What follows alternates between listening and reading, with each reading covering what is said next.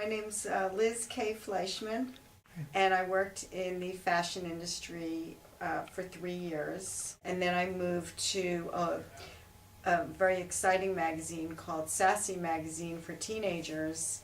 And it came from, I brought it from Australia and launched in the US. And it was a very edgy magazine that catered to teenagers. And it was directly competitive to 17 magazine.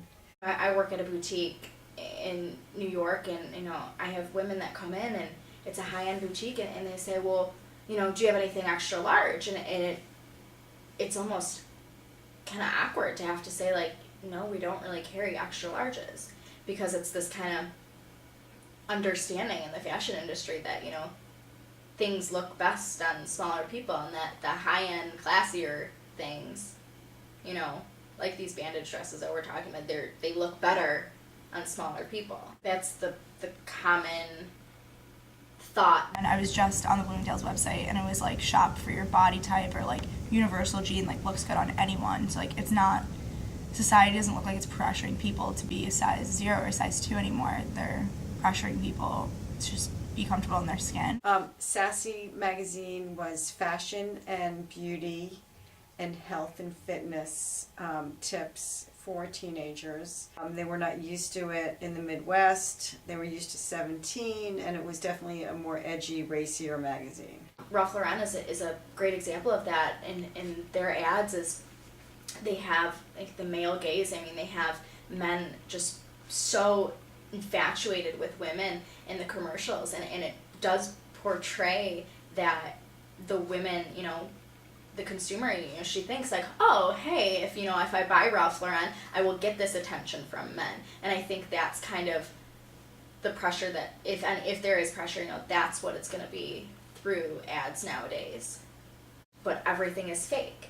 You look at these ads for mascara, but the actress or the model, they're wearing fake eyelashes. So I can't even assess the actual product because in my, perspective, it's fake. Condé Nast was the largest magazine company probably in the world, and at that point it had Glamour, which was and still is their largest revenue producing magazine, then Vogue, which is their second largest revenue producing magazine.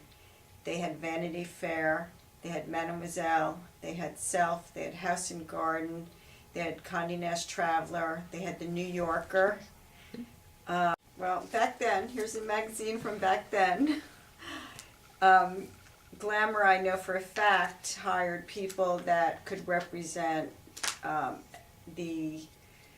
what glamour was, what it meant to girls, to young women, to women ages 18 to 34, which was their main demographic. There were a lot of black.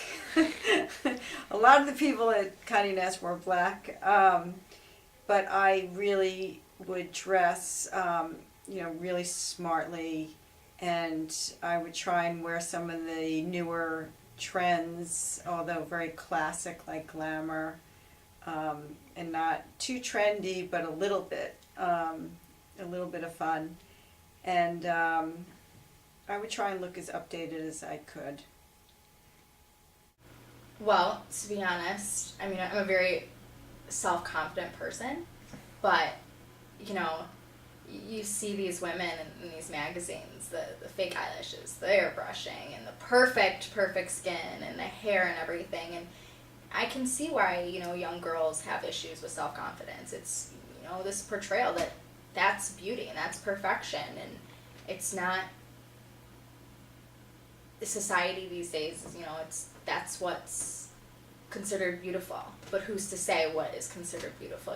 Is a perfectly symmetrical face, is that really what's beauty? Or is it what's on the inside? That's what beauty is. Everyone has a different opinion on it. And to like your peers, like you see, like, I don't know, I guess other people disagree, like you see a girl at a frat party and like she's dressed up in like no clothes, and you're like, oh, like I wish I could have her body and like wear that to a party. Like I think it's more of like your actual surroundings and less of what you see in magazines, because now there's so many like campaigns and stuff like that to show that like this stuff isn't real. So I think it's more of your surroundings. Everything is nowadays photoshopped and everything's edited. So whether you're, seeing, I was just reading Cosmo with Jennifer Lopez in it, and whether you're seeing the actual her on the cover or inside holding a product, whether it be a perfume bottle or a handbag or something, at the end of the day, she's, perfectly shaped and perfectly airbrushed, and her hair is perfectly curled and everything. Dolce & Gabbana blue perfume, but that's still a very skinny model and a very fit man. Like on a beach, they're like really shiny, having a good time, real good.